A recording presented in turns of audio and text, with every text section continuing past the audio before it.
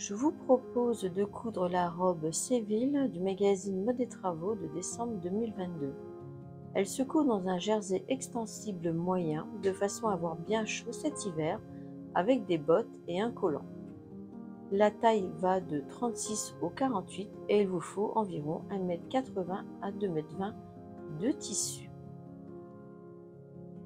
Nous allons commencer par décalquer les planches de patron situées à la fin du magazine.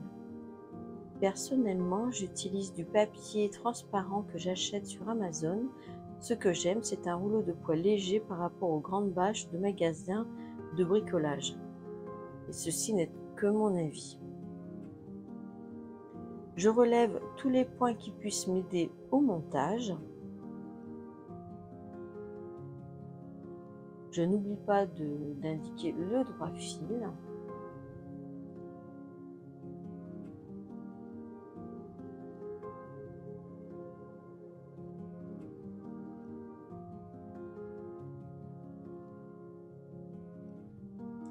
J'indique les petits traits de devant ou pour les pièces du dos. Je numérote ainsi les pièces que je dois découper dans le tissu, par exemple une fois, 2 fois, au pli, de façon à pouvoir le refaire tranquillement, éventuellement le patron.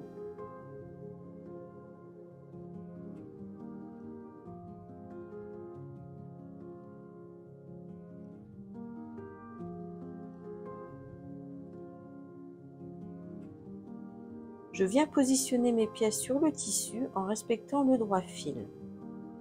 Je ne vous ai pas précisé, mais j'ai oublié de vous dire, il y a les marges de couture sont incluses dans le patron.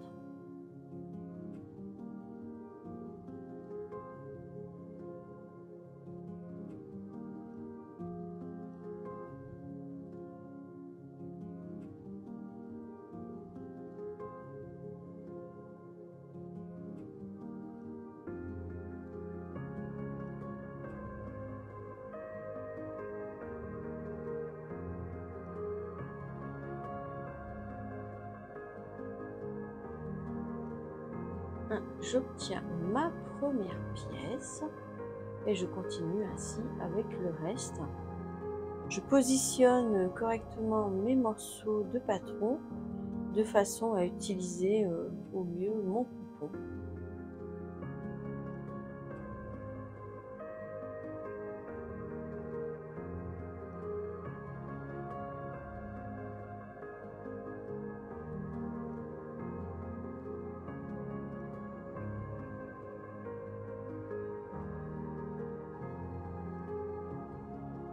J'utilise le moindre petit morceau de tissu pour les petites pièces.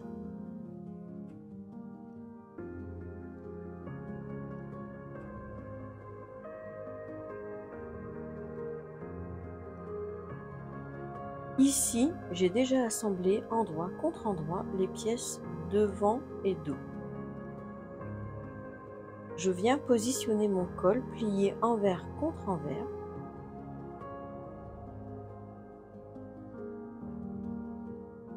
Je mets la couture du milieu d'assemblage de mon col au milieu du dos, ainsi que sur le milieu du devant. Je viens ensuite ajuster au niveau des épaules et je répartis correctement le tissu. J'assemble le tout à la surjeteuse.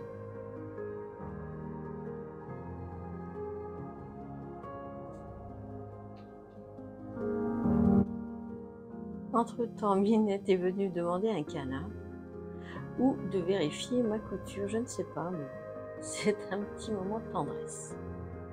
Enfin, pas trop longtemps. Quand même, mademoiselle n'a pas trop de patience. Hein. Bref, revenons à notre couture. Ensuite, j'ai préparé les volants. C'est un peu le moment technique de cette cousette. Bon, rien de bien difficile. J'ai pris soin de relever tous les petits traits sur le patron qui nous donne ainsi les plis.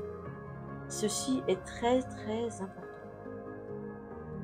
Ensuite, je viens mettre une épingle sur chaque repère de mes petits traits des deux côtés pour les deux volants.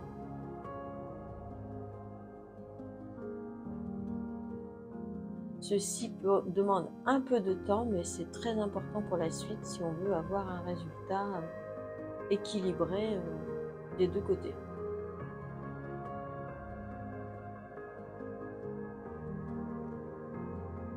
Je n'oublie pas de poser une épingle, enfin une pince sur le repère du milieu du volant qui se positionne lui sur l'épaule de la robe.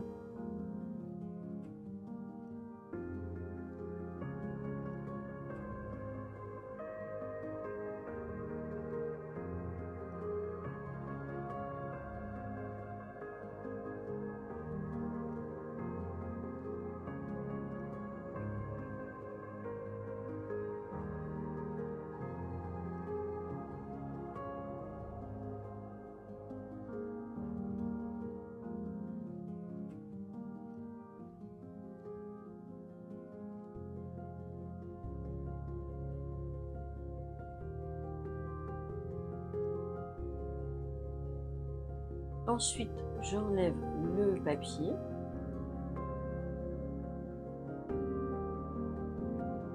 Et je vais venir faire mes petits plis en descendant de chaque côté. Donc pas se tromper. En fait, le pli de change, c'est l'épaule.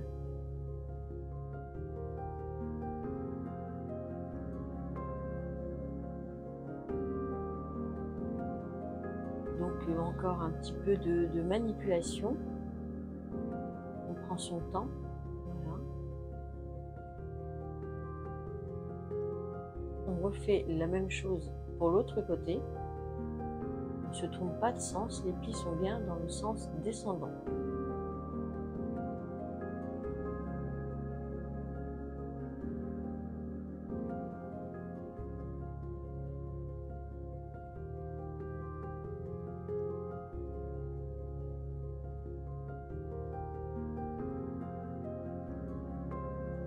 Ensuite, je viens prendre la robe et on positionne les volants endroit contre endroit.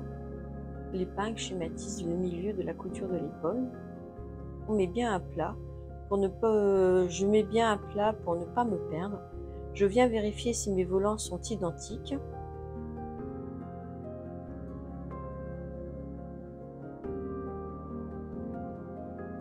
Et je vérifie si les plis sur l'endroit vont vers le bas.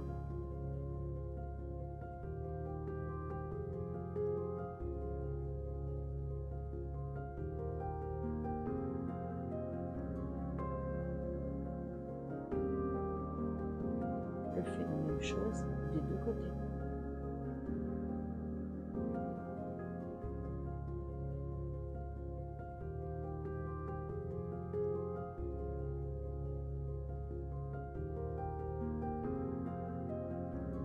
Ici, je viens positionner, je replie la robe en deux en fait pour vérifier si mes plis sont corrects d'un côté de droite et du côté gauche.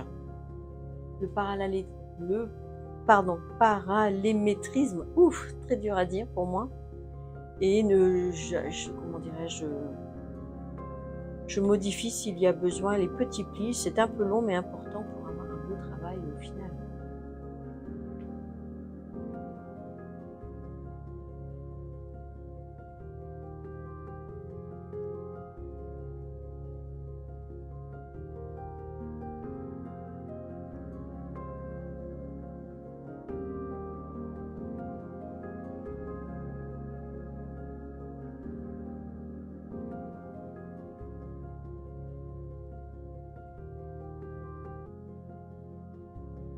Ici, j'ai recoupé un peu puisqu'il y avait une petite différence. Et on met le tout ensuite sur le côté pour la prochaine étape.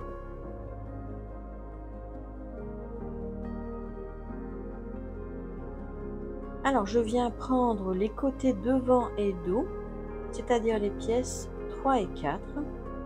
Je vais coudre par les épaules, endroit contre endroit. Je mets une petite pince sur le côté devant pour faire un repère au moment du montage sur la robe.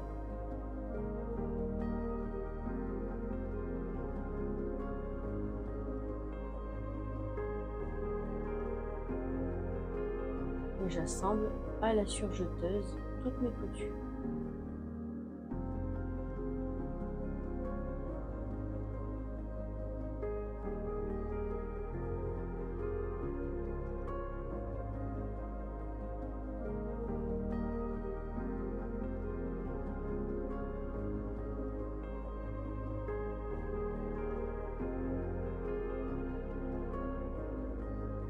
Je reprends la robe laissée de côté en repérant le devant du derrière. Et je mets une pince. Je viens positionner mes côtés endroit contre endroit en prenant en sandwich les volants en m'aidant des pinces comme repère.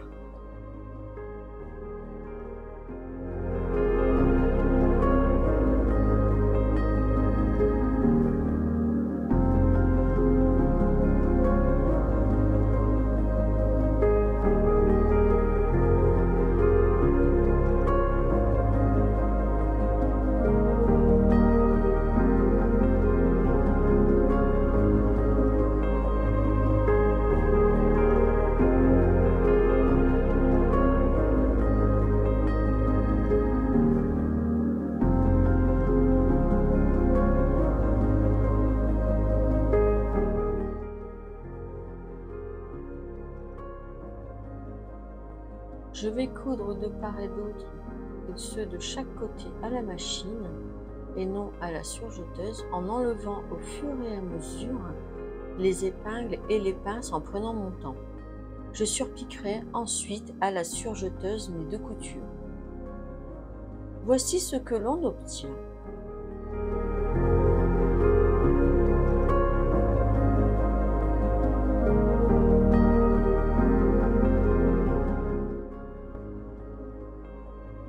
Contrairement à ce qui est indiqué dans le magazine, je vais poser les manches à plat. Je trouve cette solution plus rapide et moins de prise de tête. Je mets mes repères devant et milieu.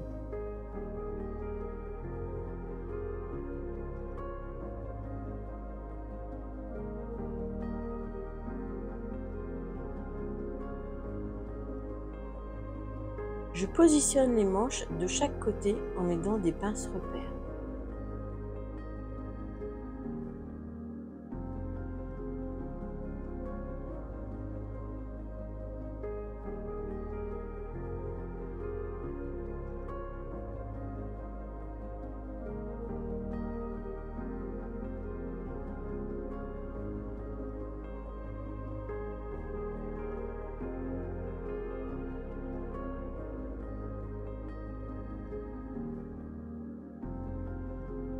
Dans un premier temps, je vais surjeter les têtes de manches.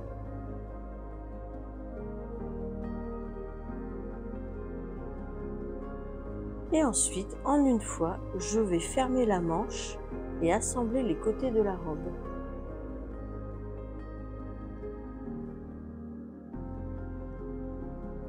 Je mets déjà mon repère à la couture du côté.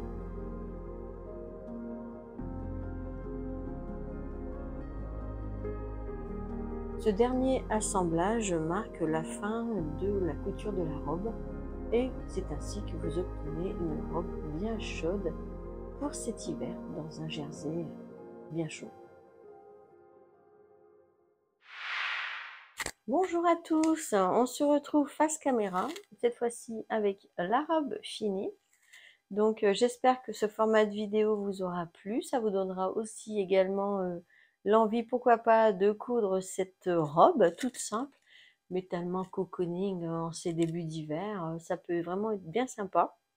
Petit point météo, ben, il pleut, donc voilà, et je porte du coup ma robe tout à fait cocooning.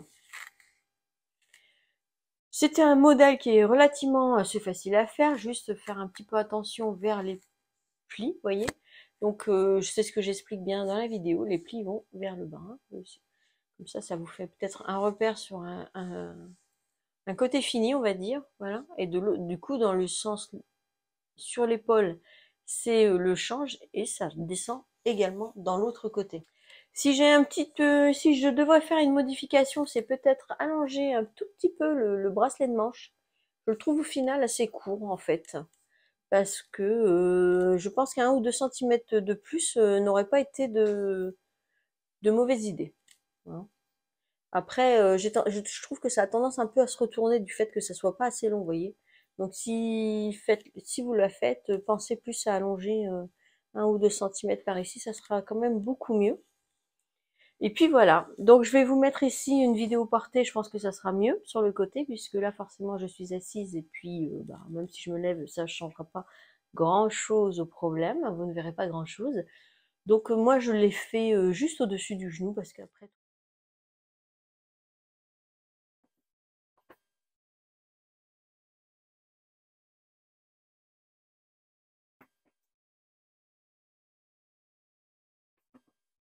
trop courte, enfin après la longueur c'est à vous de voir. Au départ elle était un peu plus longue et j'ai dû avec la surjeteuse, comment dirais-je, remonter de 2 points, alors je sais pas comment on dit, vers, j'ai mis sur 1,5 pour pas que ça, quand je fais surtout le bas, les côtés tout ça ça a été, mais vraiment pour le lait du bas, j'ai mis sur 1,5 de façon à pas que ça frise. Alors je connais pas tellement le terme, mais donc j'ai remonté vers le haut le point sur le côté ici. Alors ici là, cette petite manette là, donc 2 points, j'ai mis 1,5 parce que sinon ça avait tendance à friser. D'abord je l'ai recommencé 2 fois parce que je trouvais que l'ourlet bah, c'était pas terrible. C'est quand même mieux si l'ourlet est bien lisse et bien droit. Voilà tout. Bah écoutez, dites-moi en commentaire si ce type de vidéo ça vous a plu, si ça vous a rendu service, ou au moins, bon j'imagine c'est plus peut-être une vidéo pour les débutantes, mais bon, néanmoins peut-être que ça vous a quand même donné envie de coudre cette robe qui est sans doute très simple. Donc c'est un magazine de mode et travaux, mais je pense que si vous allez sur le site, vous pouvez retrouver le patron à l'unité. Sur ce, je vous dis à très vite pour des nouvelles vidéos, des nouvelles cousettes et puis plein de bonnes choses. Et puis en attendant, bah, un petit thé chaud, un petit chocolat chaud hein, dans ma petite robe cocooning, ça sera plutôt sympathique. Et je vous dis à très vite.